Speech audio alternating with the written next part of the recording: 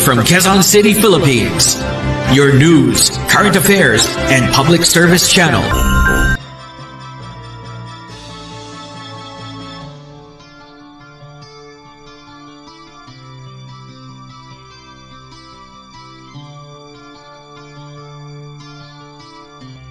Magandang buhay, Pilipinas. Muli sumasa inyo ang programang Bayang Balita na may pusong mapagkawang kawa sa mundo ng kalusugan, simulat, kaligayahan, katotohanan at kaligtasan. Ito ang Good Bayang Balita. Sumasa inyo. Muli ito ngayon po natin ang ating pong pagkipagtalas-tasan sa mga tao po sa lansangan, sa ating pong binibigyan po ng tulong sa kanilang mga tawag, inquiry, at sa pamagitan po ng ating live streaming.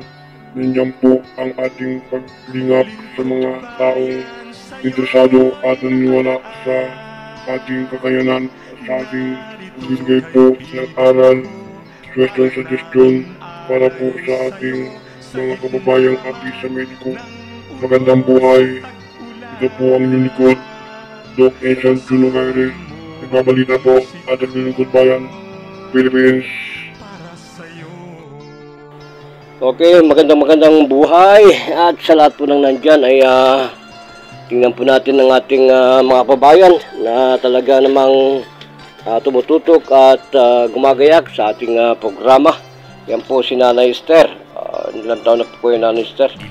Kung batang-bata pa kayo pero 31, pero hindi na po kayo magkaroon ng biyaya ng Panginoon na magkaroon ng anak. Ano po?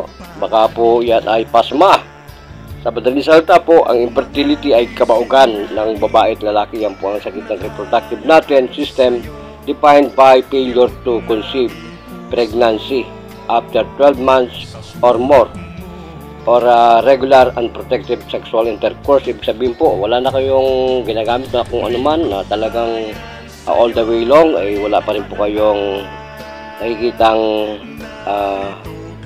resulta ng inyong pagmamahalan, trying to conceive. So, ang dahilan po niyan unang sa lahat kasi sa pagka-albularyo pasma. Minsan hindi kasi tinitingnan ng ibang mediko yung pasma at yan ay katotohanan.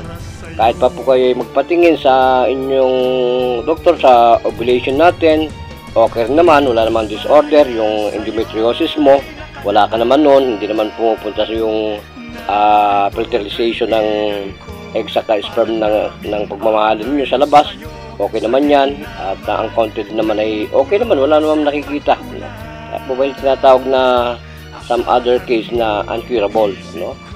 Hanggang magkaroon na po kayo ng isang kumpare na ibibigay sa inyo, i-inject sa inyong vagina para pumasok sa ovary ninyo yung sperm ng lalaki, ano?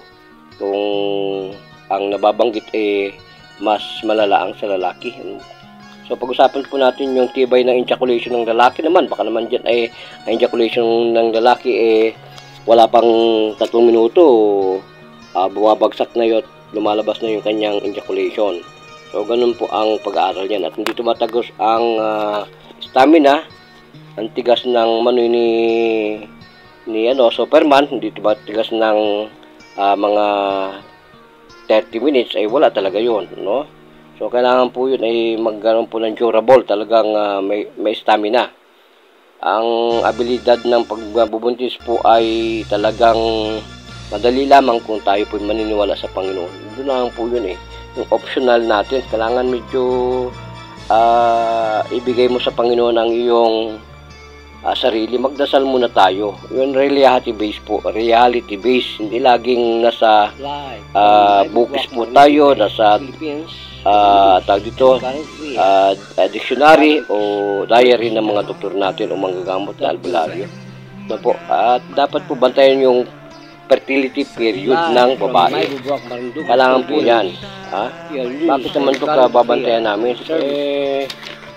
Ang lahat po natin, gagawin po natin sa cycle ng babae po, kailangan natin na pumunta tayo sa ganyang method po. Ang cycle po ng fertility ng babae.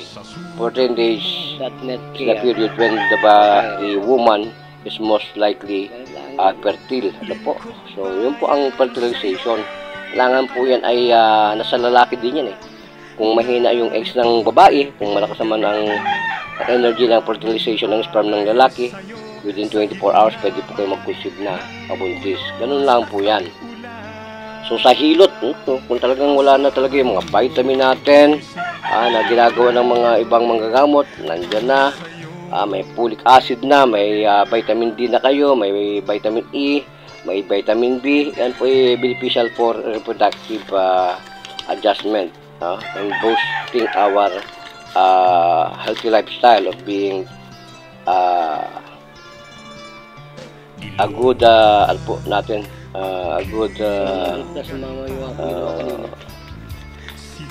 scenario to become pregnant, no? Ganyan po ang gagawin natin. So, konting hilot, itaas-taas natin yung matas po natin. So, wala po yan sa alignment ng medisina ng Western, no? Puro unconventional po ang ginagamit. Kung wala na talagang magagawa, pwede rin po kayong gumamit ng surgery. O pa-surgeon kayo.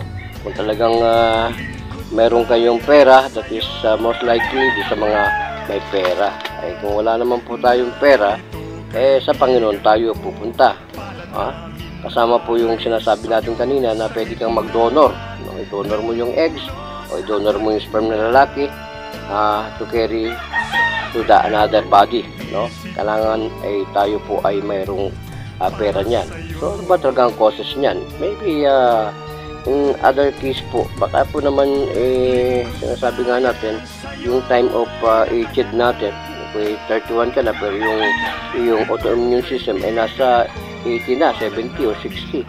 Wala na talaga yun. So, ang duration ng challenging natin, kahit na po kayo magkaroon ng healthy intercourse every time and then, every night, or whatever time you are doing this loving time, wala pa rin, talagang maraming kadahilanan. Isang kadahilanan po, yung individual factor, baka yung asawa mo merong luslus o merong sakit sa puso. That is the most likely underlying circumstances and reasonable kung bakit hindi kayo nagbubuntis, nanay. So, ganun lamang po ang gagawin po ninyo. So, kung tayo po ay alam natin ang ritual, kasi meron po akong reality base, meron akong bago ko po kayo tumawag dito, kanina lang, meron po nga akong ginapot na ganyan, tinawas ko. At yung pagkatawas ko, sabi niya, parang naginit daw yung kanyang reproductive system. Sabi ko, nanay, kung hindi ka naniniwala sa mga superstitious belief, dapat maniwala ka. Kung talagang gusto mong mag-conceive ka at magbuntis ka, hindi lang po yung libro ng ating pong mga dakilang doktor sa ospital, sa clinical, ay iyong pagbabasihan. Yan po ay supernatural belief dapat ang gagawin po natin. Bakit naman dok, pupunta ko samantalang bukod ang reliyon ko? Okay lang po, bakit po ba? Ano po ang pinagsasamba-samba ninyo sa inyong simbahan? Di po ba yung Diyos ninyo nag-conceive si Mama Mary nang wala naman tao? By Spirit, lumabas ang Diyos natin. At Diyos ko rin yun kasi pasensya na at marami pong pinapaniwalaan Diyos. Kaya po ako, one God, one nation. So, doon pa lamang po, burado na yung tsuri ng medisina. Ang Panginoon natin, nag-conceive si Maria, wala namang asawa. O paano nangyari yun? So, biblically, kailangan po, meron ang doktor na pag-asa bago siya magdamot, ay magdasal. Hindi lamang po yung batas lagi natin ng Pilipinas, gagawin natin na kapag hindi ka registered na Western medicine doctor, bawal magano. Kaya maraming namatay sa lansakan. Okay naman yun, kasi nga yun ang batas Pero, bigyan po natin yung mga mahirap sa kabundukan. Wala ng pera, malayo pa sa bayan, pag inatake sa puso, hindi patay. Sa Diyos buhay siya. Dito sa lupa, patay siyempre ang inatake sa puso. Ganun lang yung mga Pilipino. Kaya po sana ay mandinig ni Juan de la Cruz yung sinasabi ko. Kaya po naman sinasabi kong surgery, baka naman po may counting blocking sa fallopian tube, ay kailangan po yan ng surgery. Kasi po may mga growth po dyan ng mga cysts na fibroid or endometriosis. Doon na natuyo o talagang lumalaki na endometriosis mo, talagang wala ka ng kapag-asa. So yun po ang gagawin ninyo, yung po tinatawag na betro-fertilization, no? May money ka, opera ka para po makamit ninyo itong betro-fertilization. Betro-fertilization, yan po yan. Combining yan po ng sperm sa eggs outside or of the body in the laboratory. Ganyan po yung laboratory po fertilization, artificial method. So, sa ganun sa akin po, sa ritual, sa Caribbean o Eastern America, marami pong gumagawa ng ganyan.